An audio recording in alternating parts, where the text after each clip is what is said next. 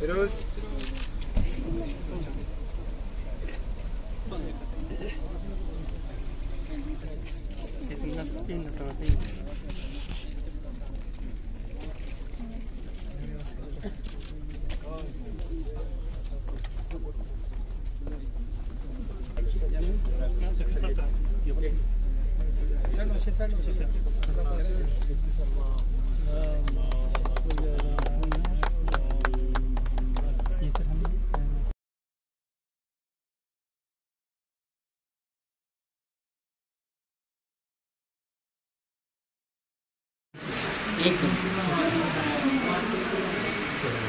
आप लोग shelf life लिखते हो कि 24 आवर ऐसा वो लिखते हैं?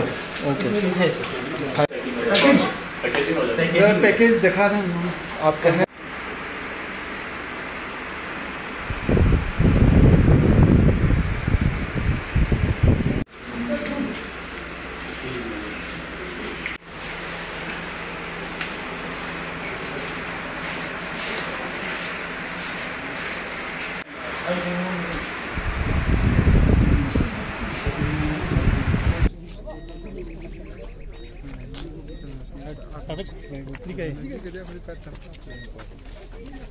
सर ये हमने 3 मिलीग्राम सर परचेज किया सर। ये एक रॉकस्टार का एक आपा की एक हिंदी यही ऐसे सेम यूनिट है सर। उनको हम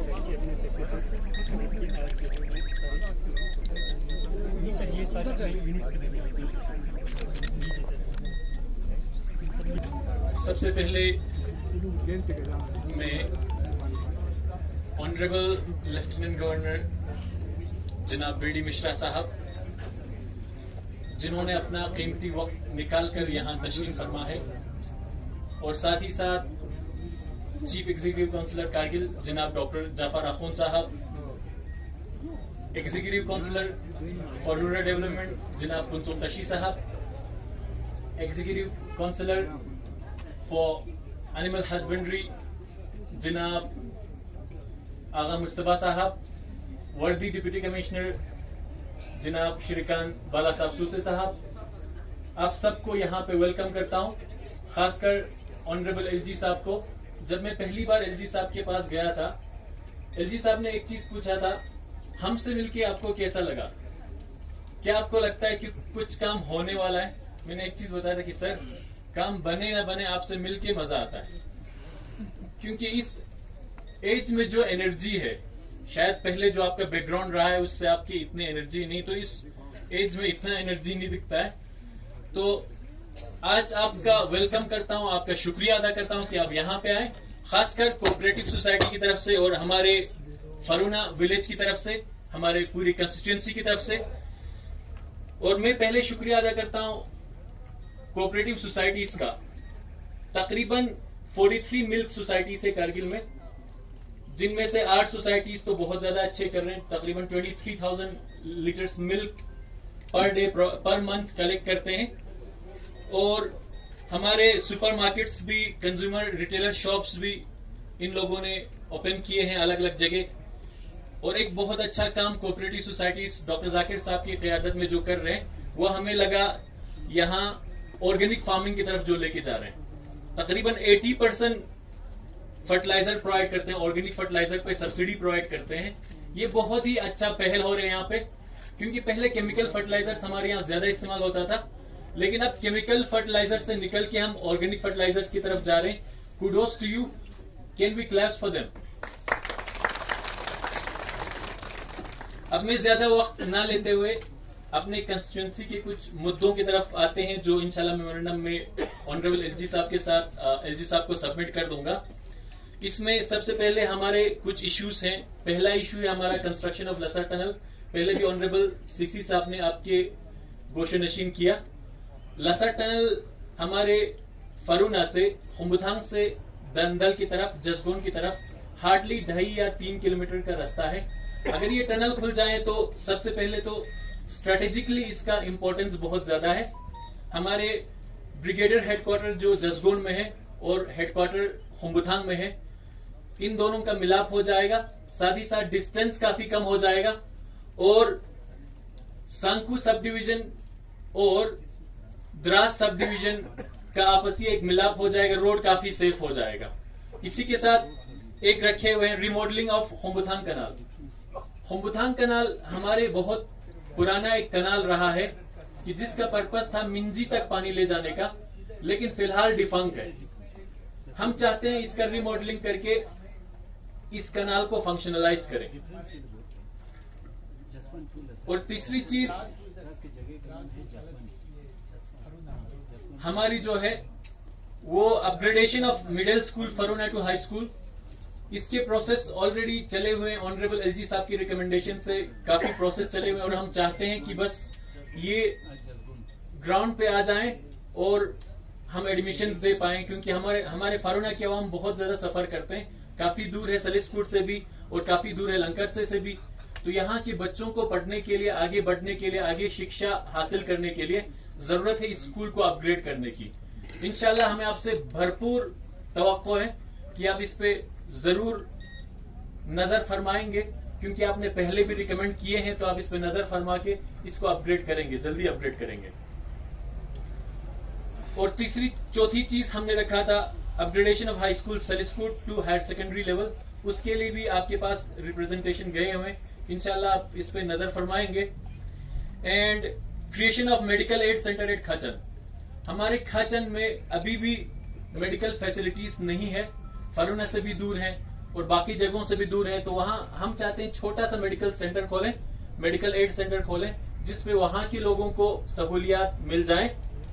और एक इम्पोर्टेंट चीज ये भी है कि हमारे फरूना की जमीन तकरीबन 230 एकड़ से ज्यादा जमीन हमारे आर्मीज के पास है, लैंड होल्डिंग्स हैं। उनका रेंट मिलता है लेकिन रिवाइज नहीं हुआ है, पिछले कई डेकेड से ये रिवाइज नहीं हुआ है। तो हम चाहते हैं कि इसका रिवीजन हो और हमारे ऑर्डिनेंस में, सप्लाई में, एमईएस में हमारे लोकल लोग कम होते हैं। वहां पे जो परमानेंट पोर्टर्स होते हैं उसमें हमारे लोकल लोग शामिल हो जाएं, ताकि लोकल लोगों का रोजगार बढ़े।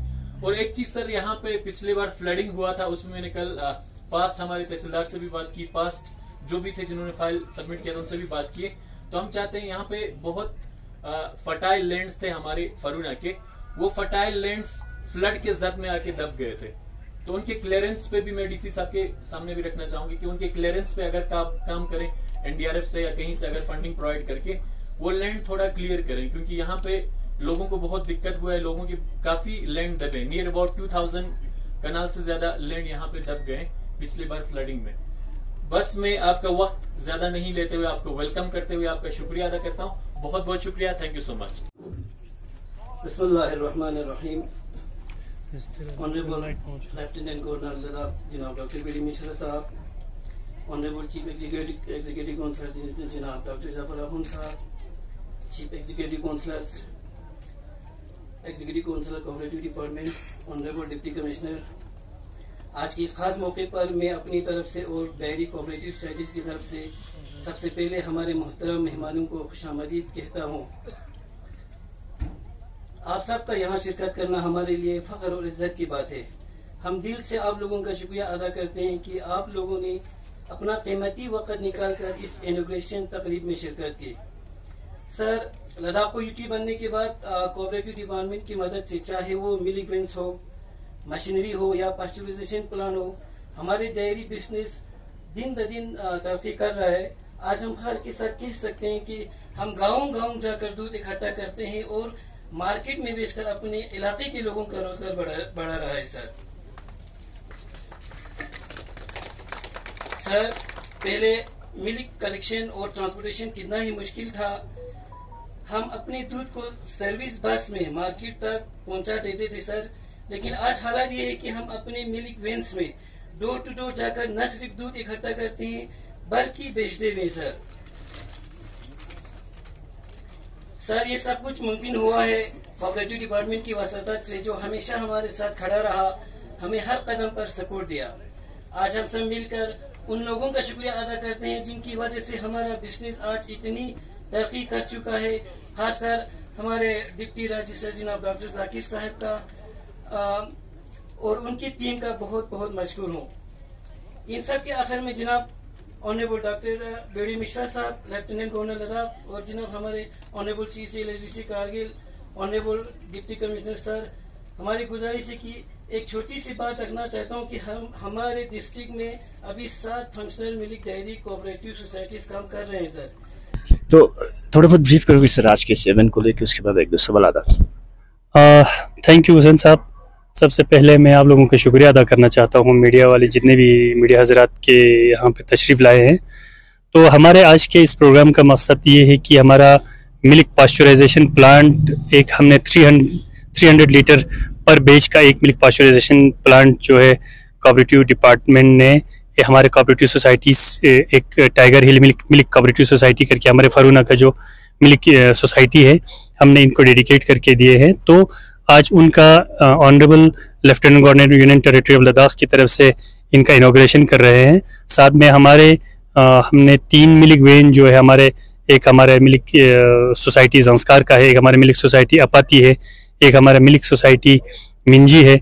इनको हमने 3 मिल्क वेन्स दिए हैं, तो उनका भी आज फ्लैग ऑफ होने जा रहे हैं।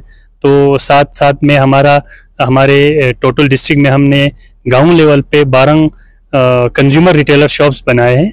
उसमें से 8 कंज्यूमर रिटेलर शॉप रेडी तैयार होके हम उनका भी आज ऑनरेबल LG साहब के शुभ हाथों उनका इनॉग्रेशन कर रहे हैं। तो साथ में मैं आपको ये बताना चाहूँ कि पहले हमारे यूटी बनने से पहले डिस्ट्रिक्ट में सिर्फ एक मिल्क सोसाइटी हुआ करते थे। उसके बाद हमने काफ़ी सोसाइटीज़ रजिस्ट्रेशन किए हैं, जिसमें से हमारा 8 सोसाइटी जो है हाई प्रोएक्टिवली काम कर रहे हैं, जिसमें हमारा एक सोसाइटी ये है। तो इन सोसाइटीज़ को जो एक्टिवली काम कर रहे हैं, डिपार्टमेंट अपनी तरफ से कुछ मशीनरी जैसे मिल्क पास्चराइजेशन प्लांट, जैसे कुछ हमारे बेच milk, bulk milk cooler, BMC, milk when और मिल्क कंटेनर्स जैसे, साथ में हमने पिछले साल तकरीबन 1500 से ज़्यादा हमारे विलेज के जिनसे ये लोग गाँव वालों से दूध कलेक्ट करते हैं, उनको मिल्क कंटेनर्स डिस्ट्रीब्यूट किए थे। कौंसल सब्सिडी में हमें एक स्कीम सैंक्शन हुआ था। तो इन सब चीज़ों के लिए मैं ऑनरेबल लेफ्टिनेंट गवर्नर, हमारा यूनियन टेरिटरी ऑफ लद्दाख और बाकी डिस्ट्रिक्ट एडमिनिस्ट्रेशन और हमारा खासकर ऑनरेबल CC कौंसल, सबका मैं शुक्रिया अदा करना चाहूँगा कि वो डिपार्टमेंट को सपोर्ट करके हमारे सोसाइटीज़ को, हमारे आम लोगों को ये बेनिफिट्स दे रहे हैं। सर, ये तो हुआ आज के इवेंट को लेकर। इसके अलावा अगर आप शेयर करना चाहते हो एक बड़े अचीवमेंट्स है कोऑपरेटिव सोसाइटी द्वारा, जिससे जनरल पब्लिक ने काफ़ी बेनिफिट लिया, जिसमें सबसे पहले जैसे मैंने आपको बताया कि हमने आज हमारे गांव लेवल के जो छोटे छोटे रिटेलर शॉप्स हमने गांव में बना के पब्लिक को डेडिकेट किया है। तो उसमें हमारा मकसद ये रहता है कि हमारे उन दुकानों की वजह से मार्केट में रेट कंट्रोल रहता है, सबसे बड़ी बात है, और क्वालिटी कंट्रोल रहता है। हमारा अपना डिपार्टमेंट का एक परचेज कमेटी रहता है जो खाली रेट पे ही नहीं बल्कि परचेज करते टाइम पे क्वालिटी पे भी उनका हमारा फोकस रहता है। तो इस तरह हमने 2 सुपरमार्केट, जैसे आप लोग जानते हैं, हमने करगिल और सांको में बनाए हैं। इस तरह हमारा आज सैंक्शन होके, टेंडर होके हमारा काम शुरू होने जा रहे हैं। हमारे 4 जो सब डिवीजन लेवल के बड़े ब्लॉक हेडक्वार्टर्स पे, जिसमें हमारा संस्कार, हमारा द्रास और चित्तन, शकर चित्तन और तेसुरु, इन तीनों पे 3-4 बड़े प्रोजेक्ट्स सुपर मार्केट्स जो है सैंक्शन होके अभी टेंडरिंग लेवल पे हैं। तो इंशाल्लाह वो भी तैयार होके पब्लिक को उसमें बेनिफिट होने वाले हैं। Thank you sir. For more updates, subscribe to our channel Kargil Today. Click the show links and enjoy watching the videos. Like us on Facebook and follow us on Instagram. Keep watching Kargil Today. Keep enjoying Kargil Today, the only voice of Kargil Ladakh.